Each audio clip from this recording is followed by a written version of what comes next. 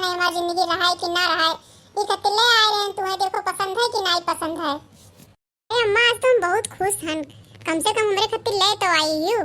बहुत खुश हन, अब्बे बनवारी ये मनहुब दिखाई आज हम।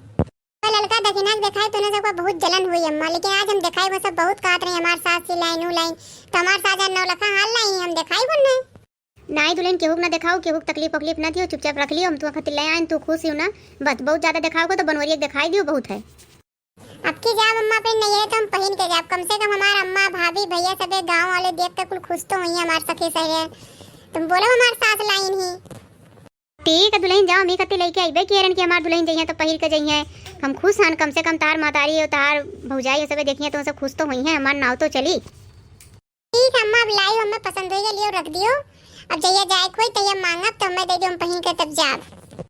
ठीक है दुल्हन, अच्छा है तो कम से कम तोरे लालिश तो नहीं है। ठीक है दुल्हन रख दी थे, जब जाए तो हमसे मांगे हम दे दे, पहन के जाए। ठीक है ठीक है अम्मा, तू आप घरावा के तो चली आए, अब जाई थे झाड़ू पोछा बर्तन कुल पड़ा है कुल कैली तब आई अम्मा, तोरे लगा बैठी थे तब बतुआ आ जाए।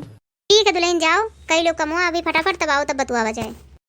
तो भैया बाबू बहनी लोग, अगर आप लोगों को हमारी यार पसंद आवा हो तो वीडियो को लाइक शेयर एंड सब्सक्राइब जरूर कीजिएगा।